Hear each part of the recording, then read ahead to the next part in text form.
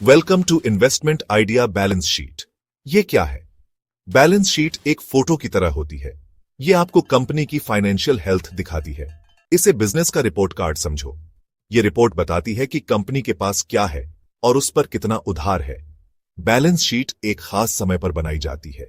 इससे कंपनी की financial position की साफ तस्वीर मिलती है। ये इन्वेस्टर्स और लेंडर्स को सही फैसले लेने में मदद करती है। बैलेंस शीट एक सिंपल रूल फॉलो करती है। इसे अकाउंटिंग इक्वेशन कहते हैं।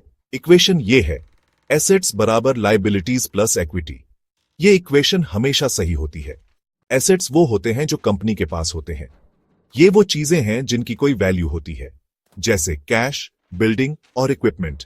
लायबिलिटीज वो होते हैं जो कंपनी दूसरों को देती है। इसमें लोन, सैलरी और टैक्स शामिल हैं। इक्विटी कंपनी में ऑनर्स का हिस्सा होता है। ये एसेट्स और लायबिलिटीज का डिफरेंस होता है। प्रॉफिट से इक्विटी बढ़ती है, लॉस से कम होती है। बैलेंस शीट के 3 मेन सेक्शन होते हैं। ये हैं एसेट्स, लायबिलिटीज और इक्विटी। हर सेक्शन खास जानकारी देता है। एसेट्स करंट और नॉन करंट में डिवाइडेड होते हैं। करंट एसेट्स आसानी से कैश में बदल सकते हैं, जैसे इन्वेंट्री और accounts receivable. Non current assets लंबे समय तक रहते हैं। इसमें प्रॉपर्टी, प्लांट और इक्विपमेंट शामिल हैं। लायबिलिटीज भी करंट और नॉन करंट होते हैं। करंट लायबिलिटीज 1 साल के अंदर चुकाने होते हैं। इसमें अकाउंट्स पेबल और शॉर्ट टर्म डेट शामिल है। नॉन करंट लायबिलिटीज लंबे समय में चुकाने होते हैं। इसमें लॉन्ग टर्म लोन और बॉन्ड्स शामिल हैं। इक्विटी ऑनर्स का हिस्सा होता है। इसमें शेयर कैपिटल और रिटेन्ड अर्निंग्स होते हैं।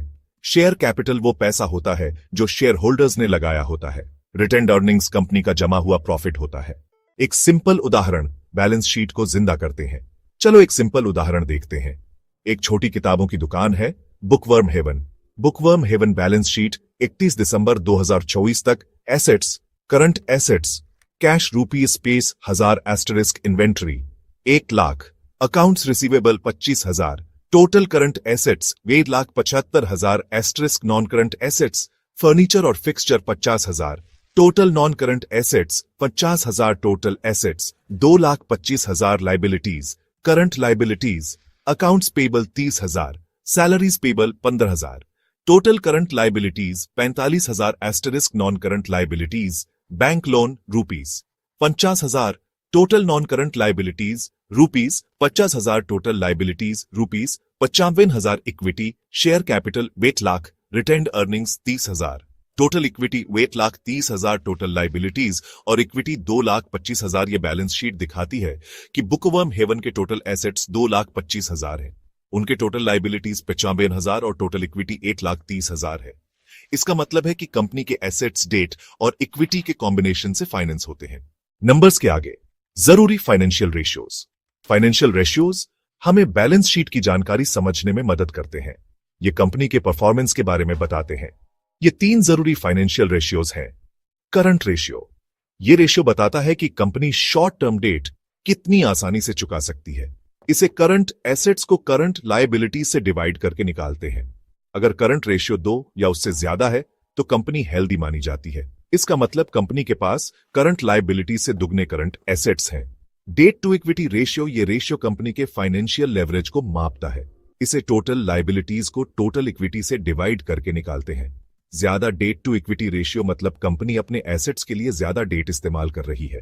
यह रिस्की हो सकता है, लेकिन इससे शेयर होल्डर्स को ज्यादा रिटर्न भी मिल सकता है। रिटर्न ऑन इक्विटी, ROE, ये रेशियो बताता है कि कंपनी प्रॉफिट बनाने के लिए अपनी इक्विटी कितनी अच्छी तरह इस्तेमाल कर रही है। इसे नेट इनकम को टोटल इक्विटी से डिवाइड करके निकालते हैं। ज्यादा ROE मतलब कंपनी ज्यादा प्रॉफिटेबल है। यह इन्वेस्टर्स के लिए जरूरी होता है।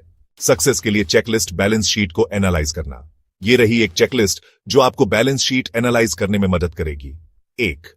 डेट चेक करो, देखो कि आप लेटेस्ट बैलेंस शीट देख रहे हो। 2. पूरी तस्वीर देखो, कंपनी के साइज और फाइनेंशियल पोजीशन का अंदाजा लगाओ। 3. एसेट्स एनालाइज करो, कंपनी के सबसे जरूरी एसेट्स क्या हैं। 4. लायबिलिटीज देखो, कंपनी पर कितना डेट है। 5. इक्विटी समझो, ऑनर्स ने कंपनी में कितना इन्वेस्ट किया है। 6. जरूरी फाइनेंशियल रेशियोज कैलकुलेट करो, इससे आपको गहरी जानकारी मिलेगी। 7. इंडस्ट्री एवरेज से कंपेयर करो, देखो कि कंपनी अपने कॉम्पिटिटर्स से कैसी है। याद रखो, बैलेंस शीट कंपनी की फाइनेंशियल हेल्थ समझने का एक पावरफुल टूल है। बातचीत में शामिल हों, अपने विचार शेयर करें। अब जब आप बैलेंस शीट की बेसिक्स समझ गए हैं, तो इसे इस्तेमाल करने का समय आ गया है। जिन कंपनीज में आपका इंटरेस्ट है, उनकी बैलेंस शीट देखना शुरू करो। आपके कोई सवाल या कमेंट्स हैं? नीचे शेयर करें। एक दूसरे से सीखें और फाइनेंस की अपनी समझदारी बढ़ाएं।